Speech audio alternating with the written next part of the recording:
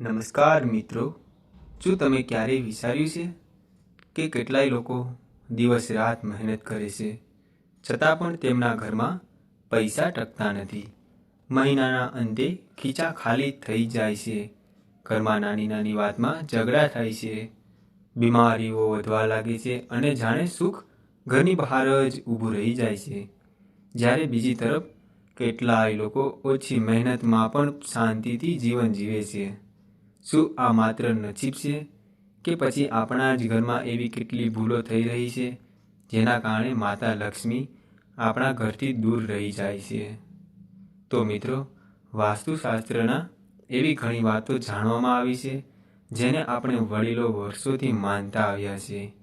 આજે આપણે 10 એવી મહત્વપૂર્ણ ભૂલો વિશે જાણીશું જે વાસ્તુશાસ્ત્રના અનુસાર ઘરમાં નકારાત્મક ઉર્જા વધારી શકે છે. અને તમારા અંતમાં હું એક એવી વાત કહીશ જે કદાચ તમારા આખા જીવનની વિચારવાની રીત બદલી દેશે. તો વિડીયોને છેલ્લે સુધી જોજો. વાર્તાની શરૂઆત કરીએ. એક નાના શહેરમાં મહેશભાઈ નામના વેપારી રહેતા હતા.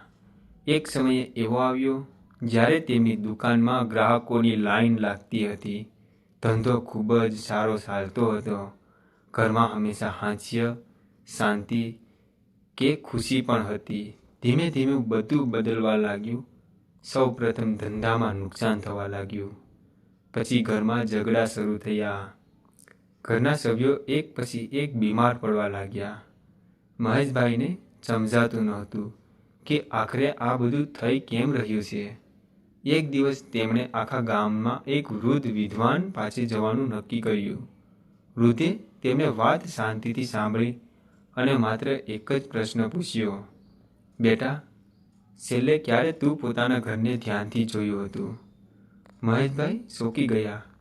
ઘરમાં એવું તો શું હશે? વૃદ્ધ હસ્યા અને બોલ્યા, "ઘણી વખત ગરીબી કમાણી ઓછી હોવાની નથી થતી, પણ ઘરની કેટલી આદતોના કારણે પણ સુખ શાંતિ દૂર થઈ જાય છે." આ વાત સાંભળી મહેશભાઈએ પોતાના ઘરને નવી નજરે જોવાનું શરૂ કર્યું અને ત્યારથી શરૂ થઈ તેમના જીવનની સૌથી મોટી શીખ. ભૂલ નંબર 1, ઘરમાં તૂટેલી વસ્તુ રાખવી. શાસ્ત્ર અનુસાર ઘરમાં વર્ષોથી પડેલી તૂટેલી ઘડિયાળ, તૂટેલો કાચ અને તૂટેલા વાસણ અથવા તૂટી ગયેલ ભગવાનની મૂર્તિ નકારાત્મક વધારવાનું વિચારવાનું પ્રતીક માનવામાં આવે છે. વિચાર કરો, જો ઘડિયાળ બંધ જ હોય તો સમય આગળ કેવી રીતે વધે? આ એક પ્રતિકારાત્મક સંદેશ છે. મેં જીવનમાં ઘણી એટલી વસ્તુઓ છોડવાની જરૂરી છે. મહેશભાઈ ઘરમાં વર્ષોથી તૂટેલી અરીસો પડ્યો.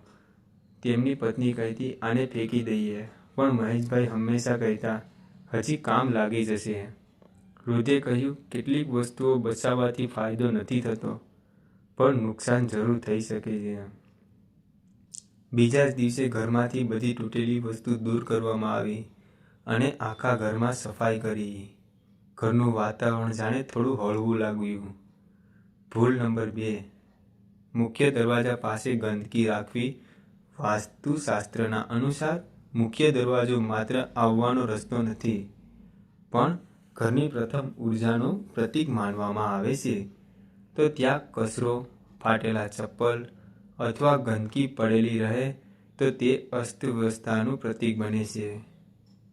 મહેશભાઈ ઘરના દરવાજા પાસે જૂના બોક્સ, તૂટેલી ખુરશી અને કચરાની થેલી પડી હતી. વૃદ્ધે માત્ર એટલું કહ્યું, "જે સ્થાને સુખ અંદર આવવાનું હોય ત્યાં અવરોધ કેમ રાખો છો?" બીજા દિવસે મહેશભાઈએ આખો પ્રવેશ દ્વાર સાફ કર્યો. સાંજે જ્યારે તેમણે દીવો પ્રગટાવ્યો ત્યારે તેમની પત્ની બોલી, "આજે ઘર કેટલું સુંદર લાગી રહ્યું છે." મહેશભાઈ હાસ્ય, "કદાચ પરિવર્તનની જરૂર શરૂઆત થઈ ગઈ." મિત્રો, આ તો એક માત્ર પહેલી અને બીજી ભૂલો, પરંતુ એવી 8 ભૂલો હજી બાકી છે, જેમાં એક એવી વાત છે લગભગ દરેક ઘરમાં થાય છે અને લોકો અજાણતા જ પોતાનું નુકસાન કરી બેસે છે. આપણે જાણીશું રસોડાની સૌ પ્રથમ સૌથી મોટી ભૂલ. ઝાડુ વિશેષની પરંપરાત્મક માન્યતામાં પૈસા કેમ ટકતા નથી? અને એક એવી ભૂલ જે કદાચ તમારા ઘરમાં પણ થઈ શકે છે. મિત્રો, મહેશભાઈ પોતાના ઘરથી તૂટેલી વસ્તુ દૂર કરી મુખ્ય દરવાજો એકદમ સ્વચ્છ રાખવાનું નક્કી કર્યું. ઘરમાં થોડો રકારાત્મક બદલવાનો અનુભવ હતો, પણ વૃદ્ધે કહ્યું, બેટા, હજુ તો શરૂઆત છે. ઘરમાં એવી નાની નાની આદતો જે માણસને ખરાબ નથી પડવા દેતી અને ધીમે ધીમે સુખ દૂર થવા લાગે છે. મહેશભાઈ ધ્યાનથી સાંભળતા લાગ્યા. ભૂલ નંબર 3, રસોડાની ગંદકી રાખવી. વાસ્તુશાસ્ત્રના અનુસાર રસોડું માત્ર ભોજન બનાવવાની જગ્યા નથી, તેને અન્નપૂર્ણા માતાનું સ્થાન માનવામાં આવે છે. જો રસોડામાં રાત્રે ગંદા વાસણો પડેલા રહે, ગેસની આસપાસ તેલ અને ગંદકી જમા રહે, અથવા અનાજ ખુલ્લું રાખવામાં આવે તો તેને શુભ માનવામાં આવતું નથી. વૃદ્ધે મહેશભાઈને એટલે પૂછ્યું, રાત્રે વાસણ ધોઈને સૂવો છો? મહેશભાઈ શરમાઈ ગયા. ઘણીવાર સવારે ધોઈ લઈએ છીએ. વૃદ્ધ બોલ્યા, સફાઈ માત્ર દેખાવ માટે નથી, સફાઈ મનમાં શાંતિ લાવે છે. એ દિવસે કમળાબેન દરવાજો રસોડું સાફ કરી ને જ સૂવા લાગ્યા. થોડા દિવસોમાં ઘરમાં અજાણી શાંતિનો અનુભવ થવા લાગ્યો. ભૂલ નંબર 4, ઝાડુને ખોટી જગ્યાએ રાખવામાં. મિત્રો, આ વાત ઘણા ઘરોમાં જોવા મળે છે.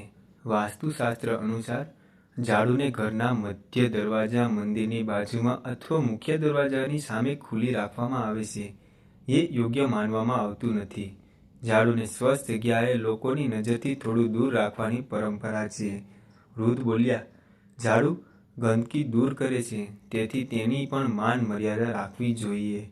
મહેશભાઈએ તરત જ ઝાડુની જગ્યા બદલી. ભૂલ નંબર 5, પાણીનો બગાડ. ક્યારે વૃદ્ધની ઘરની બહાર જ નળ ન હોય, નળમાં સતત પાણી ટપકી રહ્યું હતું. તેમણે પૂછ્યું, આ નળ કેટલા દિવસ લીક થાય છે? મહેશભાઈ બોલ્યા, લગભગ 2 મહિનામાં થઈ ગયા. વૃદ્ધે કહ્યું, વાસ્તુના વહેતું પાણી ઘરની બહાર જતી સમૃદ્ધિનું પ્રતીક માનવામાં આવે છે. આ વાત માત્ર માન્યતા જ નહીં, પણ સમજ પણ છે. પાણી બચાવવું એ પૈસા બચાવવાની જેમ જ મહત્વનું છે. બીજા જ દિવસે નળ ઠીક કરાવી દેવામાં આવ્યા. ભૂલ નંબર 6, ઘરમાં અંધકાર રાખવો. વૃદ્ધ સાંજે ફરી મહેશભાઈના ઘરે આવ્યા અને ઘરના 2 રૂમ આખો દિવસ બંધ રહેતા. સૂર્યપ્રકાશ અંદર આવતો જ નહોતો. વૃદ્ધ બોલ્યા, જ્યાં પ્રકાશ નથી ત્યાં મન પણ ધીમે ધીમે નિરાશ થવા લાગે છે. વાસ્તુશાસ્ત્રના સવારનો કુદરતી પ્રકાશ શુભ માનવામાં આવે છે. મહેશભાઈએ બીજા જ દિવસે બધી બારીઓ ખુલ્લી કરી. ઘરમાં તાજી હવા અને પ્રકાશ આવવા લાગ્યા.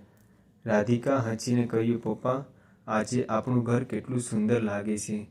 મહેશભાઈના ઘરમાં ચહેરા પર ઘણા મહિનાઓથી સ્મિત આવ્યું. મિત્રો, ઘરમાં સુખ માત્ર પૈસાથી નથી આવતું. ઘણી વખત સારી યાદો, સફાઈઓ અને શિસ્ત આપણું આખું વાતાવરણ બદલી નાખે છે. પરંતુ હજુ 4 સૌથી મહત્વની ભૂલો બાકી છે, અને તેમાંની એક એવી ભૂલ જેના કારણે ઘરમાં પૈસા છે પણ ક્યારેય ટકતા નથી. અને છેલ્લી ભૂલ લગભગ 90% લોકો અજાણતા કરે છે. જાણીતું પૈસા કેમ ટકતા નથી. મંદિર સાથે જોડાયેલી મહત્વની વાત, સૂચના, દિશે વિશેષ વાસ્તુ પરિપક્વતાની માન્યતા અને અંતે એક એવી શીખ જે તમારા જીવનની વિચારણીને બદલી શકે છે. મિત્રો, મહેશભાઈ વૃદ્ધની ઘણી વાતો માની લીધી હતી અને ધીમે ધીમે તેમના ઘરમાં શાંતિ આવવા લાગી. પણ વૃદ્ધે હસીને કહ્યું, હજુ સૌથી 4 મહત્વની વાત બાકી છે. જો આ ભૂલો સુધરી જાય તો ઘરની આદત પણ બદલાઈ જશે. મહેશભાઈ ખૂબ ધ્યાનથી સાંભળવા લાગ્યા. ભૂલ નંબર 7, પૈસા ગમે ત્યાં મૂકવા. વાસ્તુશાસ્ત્ર અનુસાર પૈસા, દાગીના અને મહત્વના દસ્તાવેજ ગમે ત્યાં ફેંકીને ન રાખવા જોઈએ. આ માત્ર વાસ્તુશાસ્ત્રની વાત નથી, પણ સારી વ્યવસ્થાની પણ વાત છે. જે વ્યક્તિ પોતાના પૈસાને સન્માન કરે છે, પૈસાનો ઉપયોગ કરે છે. વૃદ્ધે કહ્યું, લક્ષ્મીજીને સંચળ કહેવામાં આવે છે, એટલે પૈસાને સંભાળ રાખવી એ પણ એક સારો સંસ્કાર છે. મહેશભાઈએ બીજા દિવસે જ પોતાના બધા દસ્તાવેજ, પૈસા એક સુરક્ષિત જગ્યાએ ગોઠવી દીધા. ઘરના મંદિરને અવગણ કરનારી. ઘરના મંદિર હોય ત્યાં ધૂળ જમા થતી હતી અથવા ઘણા દિવસો સુધી દીવો કે સફાઈ ન તો બેદરકારીના દર્શાવે છે. વાસ્તુશાસ્ત્ર કહે છે મંદિરના ભવ્યતા કરતાં તેની સ્વચ્છતા અને શ્રદ્ધા વધુ મહત્વની છે. વૃદ્ધે કહ્યું, ભગવાન, સોનાનું મંદિર તો જોઈએ, તેને સાચું મન જોઈએ. આ શબ્દ સાંભળી મહેશભાઈ અને તેમનો પરિવાર દરરોજ સવારે 5 મિનિટ પ્રાર્થના કરવા લાગ્યા. તે 5 મિનિટને ઘરના અદ્ભુત શાંતિ લાવી. ભૂલ નંબર 9, સૂવાની દિશા પર ધ્યાન ન આપવું. પરંપરાગત વાસ્તુ માન્યતા અનુસાર સૂતી વખતે દિશાનું પણ કઈ મહત્વમાં રાખવામાં આવે છે. ઘણા લોકો માથું એવી દિશામાં રાખી સૂઈ જાય છે.